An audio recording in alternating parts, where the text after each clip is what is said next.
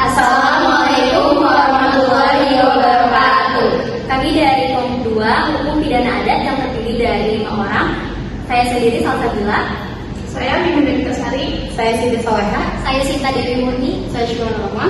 Kami di sini akan mempresentasikan materi kebijakan kriminalisasi dalam hukum pidana. Selamat menonton. Pengertian kebijakan kriminalisasi merupakan suatu kebijakan dalam menentukan perbuatan yang semula bukan merupakan tindak pidana atau perbuatan yang tidak bisa dipidana menjadi perbuatan tindak pidana atau perbuatan yang dapat dipidana. Penetapan suatu perbuatan yang sebelumnya bukan perbuatan terlarang menjadi tindak pidana atau perbuatan terlarang yang dengan ancaman pidana tertentu dengan dasar pembenaran adalah argumentasi fundamental yang dibentuk oleh undang-undang untuk mengkriminalisasikan suatu perbuatan sebagai tindak pidana yang disertai dengan sanksi pidana. Dasar pembenaran tersebut berkaitan dengan faktor nilai, ilmu pengetahuan, dan faktor kebijakan. Kebijakan kriminalisasi dalam hukum pidana, yang pertama ada perkembangan saat ini batasan hukum pidana dengan hukum lainnya makin menipis. Secara simpelnya, hanya pada berat tidaknya perbuatan yang dilanggar, tidak ketercelaan, besarnya korban, serta ancaman sekitarnya. Dan yang kedua ada perkembangan tersebut menjadi pertimbangan dasar pada dikriminalisasinya perbuatan sebagai tindak pidana. Muladi menetapkan perbuatan sebagai tindak pidana harus memperhatikan prinsip-prinsip.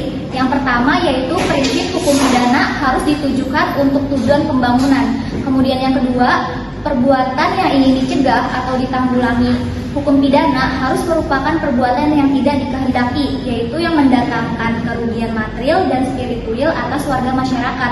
Kemudian yang tiga, penggunaan hukum pidana harus memperhitungkan prinsip biaya dan hasil. Kemudian yang terakhir yaitu yang keempat, penggunaan hukum pidana harus memperhatikan kapasitas atas kemampuan daya kerja dari badan-badan penegak hukum, yaitu jangan sampai kelebihan beban tugas.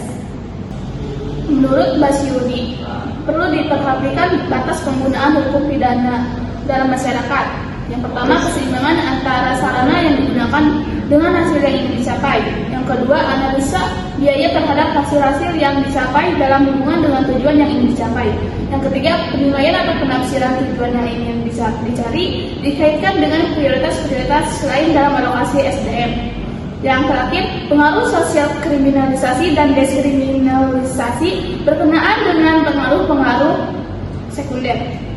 Menurut Muljatno ada 3 kriteria umum kriminalisasi dalam proses pembaruan hukum pidana, yaitu yang pertama, penetapan suatu perbuatan sebagai perbuatan terlarang atau perbuatan pidana harus sesuai dengan perasaan hukum yang hidup dalam masyarakat. Yang kedua, apakah ancaman pidana dan penjatuhan pidana itu adalah jalan yang utama untuk mencegah dilarangnya larangan-larangan tersebut. Yang ketiga, apakah pemerintah dengan melewati alat-alat negara yang bersangkutan betul-betul mampu untuk benar-benar melaksanakan ancaman pidana atau ternyata ada yang melanggar larangan tersebut.